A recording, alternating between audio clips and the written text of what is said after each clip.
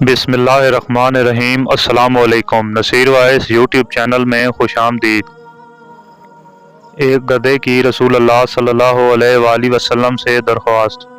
आज की वीडियो में हम आपको उस खुश नसीब गधे के बारे में बताएंगे जिस पर रसूलुल्लाह सल्लल्लाहु अलैहि वसल्लम सवारी फरमाया करते थे। तो आपसे गुजारिश है कि इस वीडियो को एंड तक देखें ताकि आपको इस वाक़े की मुकम्मल समझ आ सके।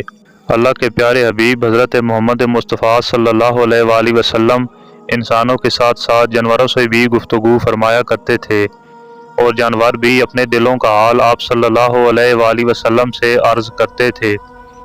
इमाम इब्न साद और इमाम असाकर रहमतुल्लाह ताला अलैह ने रसूलुल्लाह सल्लल्लाहु अलैहि वसल्लम से मोहब्बत करने वाले जानवरों का जिक्र करते हुए उस खुश नसीब स्याह गधे का जिक्र भी फरमाया है जिस पर रसूल खुदा सल्लल्लाहु अलैहि वसल्लम सवारी फरमाया करते थे।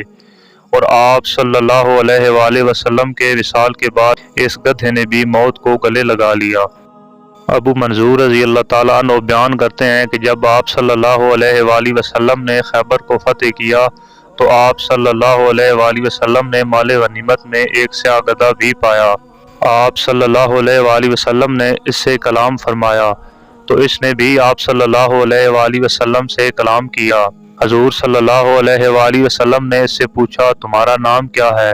इसने अर्ज किया मेरा नाम यजीद बिन शहाब है। अल्लाह ताला ने मेरे दादा की नस्ल से 60 गधे पैदा किए, इनमें से हर एक पर सिवाय नबी के कोई सवार नहीं हुआ। मैं तवक्को करता था कि आप मुझ पर सवार हों क्योंकि मेरे दादा की नस्ल में मेरे सिवा कोई बाकी नहीं रहा और अंबिया कराम में आपके सिवा भी कोई बाकी नहीं रहा। मैं आपसे पहले एक यहूदी के पास था, मैं उसे जानबूझकर गिरा देता था। वो मुझे भूखा प्यासा रखता और मुझ पर जुल्म किया करता था।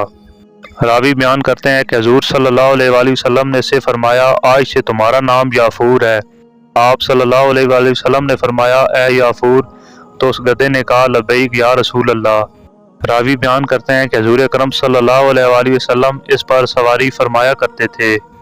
एक और रिवायत के अंदर ये भी आया है कि हजूर अकरम सल्लल्लाहु अलैहि वसल्लम इसे कासद बनाकर भी भेजा करते थे। याफूर को भेजते थे कि फलां साहबी को बुला कर लाओ तो ये जाता और इस साहबी के दरवाजे को अपने सर से खटखटाता था तो साहबी याफूर को देखकर समझ जाते थे कि हजूर अकरम सल्लल्लाहु अलैहि वसल्लम ने मुझे याद फरमाया है। चुनाचे वे फौरन ही याफूर के साथ दरबार नबी में हाजिर हो जाया करते थे।